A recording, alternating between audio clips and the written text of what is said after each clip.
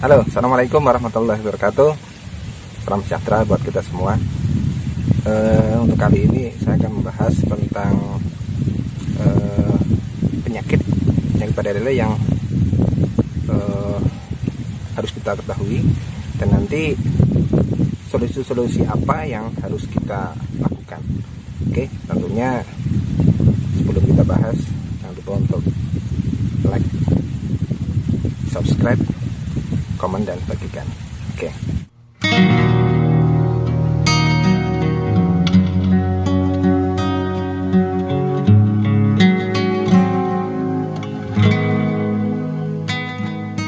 Oke, baik. Dalam hal penyakit ikan lele itu ada yang namanya istilahnya itu pengendalian, pencegahan, dan pengobatan. Sehingga yang diharapkan nanti ketika kita menemui hal seperti itu, kita bisa mulai dari mencegah, kemudian mengendalikan, mengobati, seperti itu ya.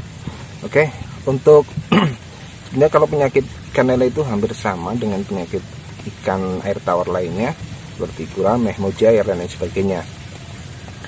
Kemudian untuk penyakit yang bisa menyerang itu biasanya terdiri dari penyakit dengan infeksi yang disebabkan oleh jamur, oleh protozoa, oleh bakteri, dan kadang juga virus gitu ya. Kemudian untuk jenis-jenis penyakitnya yang setidaknya harus kita pahami lah. Yang pertama, salah satunya adalah jenis penyakit bintik putih, atau orang biasa menyebutnya dengan istilah white spot, bintik putih ya. Biasanya penyebabnya itu adalah karena protozoa dari jenis kalau bahasa latinnya itu kalau nggak salah Ehlipirius multifilis. Lepotan tuh kalau ngomongnya. Nah, biasanya penyakit ini hampir menyerang semua jenis ikan air tawar. Kemudian kalau pada ikan lele biasanya itu menyerang benih. Nah, bintik-bintik tumbuh yang bintik-bintik putih itu biasanya tumbuh pada permukaan kulit dan insang. Permukaan kulit dan insang. Nah, ketika dari benih itu terserang penyakit ini atau bintik-bintik itu, mereka akan terasa gatal sehingga menggosok-gosokkan badannya itu di dasarnya atau di dinding kolam. Kalau misalkan di terpal ya biasanya di dasar terpal seperti itu, sehingga kulitnya rusak, mengelupas, kemudian stres, bahkan mati seperti itu.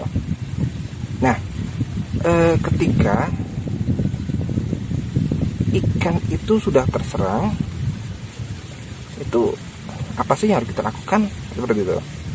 Nah, kalau untuk penyakit lele ini biasanya karena kualitas air yang kurang baik, kemudian untuk suhu air yang terlalu dingin, terus kepadatan dalam mendebar ikan. Nah, seperti itu. Nah, itu yang harus kita waspadai untuk pencegahannya biar nanti tidak terserang penyakit dari jenis bintik putih. Kemudian kalau untuk suhunya, selain airnya yang harus bagus, itu suhunya sekitaran 28 derajat Celcius seperti itu. Nah, kemudian untuk untuk pengobatannya ketika memang sudah terjangkit seperti itu, biasanya dikasih formalin sekitar 25 cc per meter kubik, atau kadang bisa ditambah dengan malasid dengan ukuran sekitar 0,5 gram lah per meter kubik selama 24 jam. Nah, ini yang biasanya dilakukan oleh para ahli, tetapi nanti kita di sini akan memberikan solusi ala-ala kita lah, ala-ala orang istilahnya dengan faktor kebiasaan gitu. Faktor kebiasaan dengan pengalaman dan sebagainya. Jadi tidak harus dengan pakem dari mereka para ahli seperti itu. Kemudian yang kedua adalah penyakit gatal, atau istilah latinnya itu trichotillomaniasis. Nah, penyebabnya adalah oleh jamur jenis Trichodinia sp.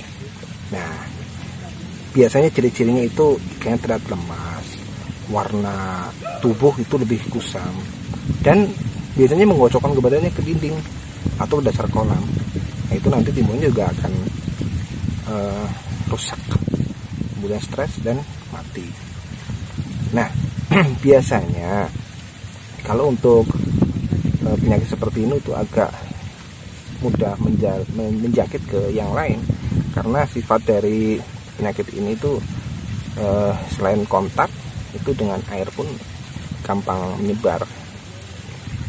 Nah, kemudian penyebab dari jamur itu biasanya karena kepadatan tebar. Nah, penyakit lele ini biasanya bisa dicegah dengan mengatur kepadatan tebar dan menjaga kualitas air. Nah, kemudian ada juga dari para ahli itu mengatakan dalam penyembuhannya itu dengan menggunakan larutan formalin lah, sekitar 40 ppm atau 40 ppm lah, selama sekitar 12-24 jam.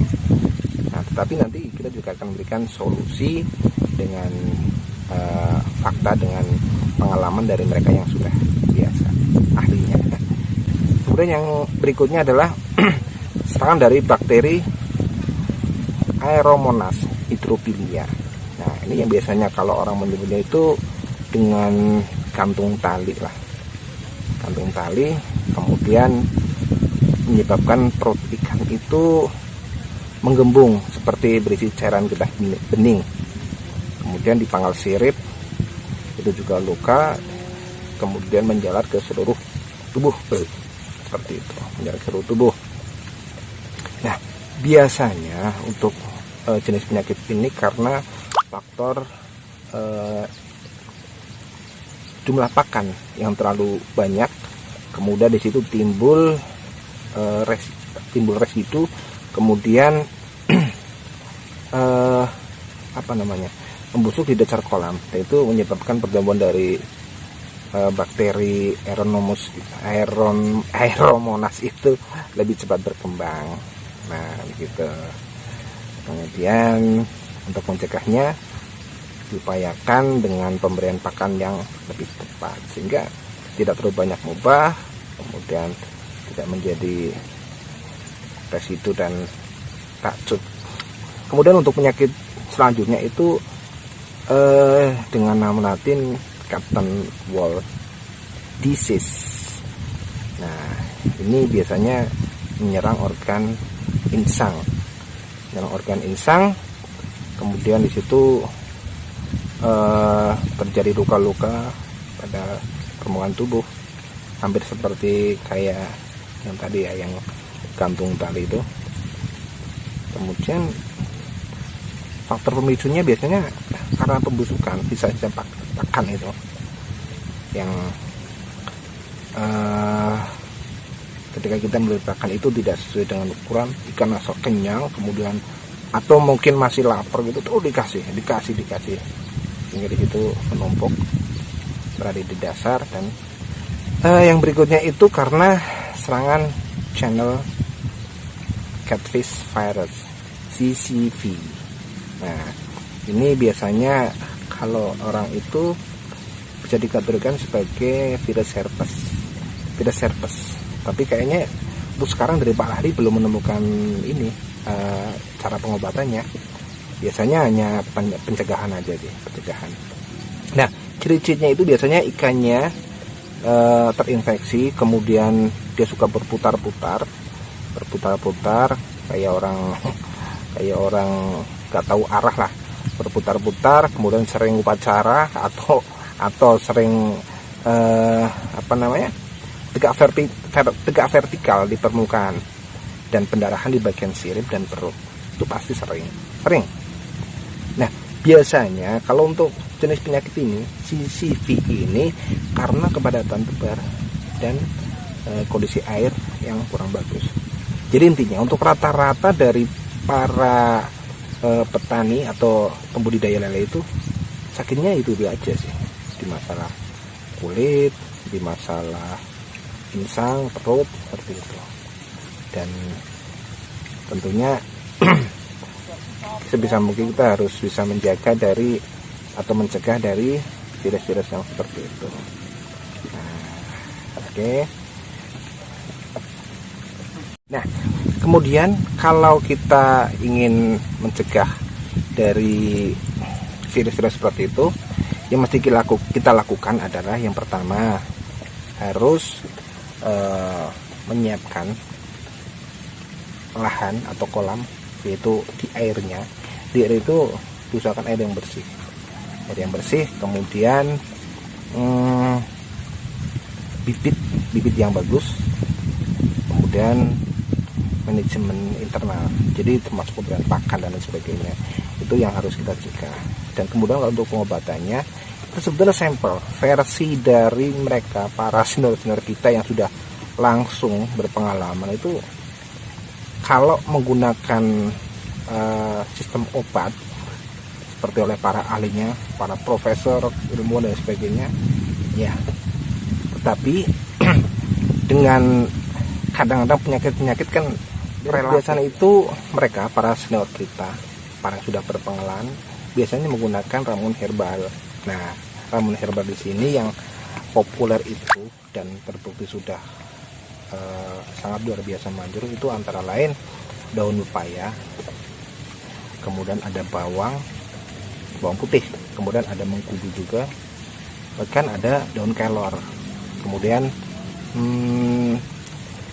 garam dapur tapi yang masih krosok, jadi belum ada yodiumnya.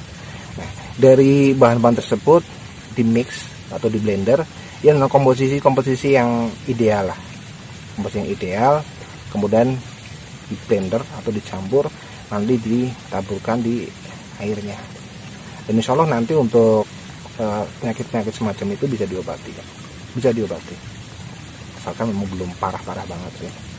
Nah, tapi dari mereka para senior-senior kita itu memang sudah terbukti berdasarkan pengalaman. Kadang-kadang anjuran dari para ilmuwan itu kadang-kadang patah di situ. Tetapi ya sebaiknya kita memang bisa menggunakan keduanya. Oke, seperti herbal itu luar biasa. Ya, ramuan herbal itu luar biasa, dan selamat mencoba apabila kalian itu memang ada yang sakit. Oke, sekian, nanti kita akan bahas permasalahan yang lainnya. Oke, salam pengusaha lele.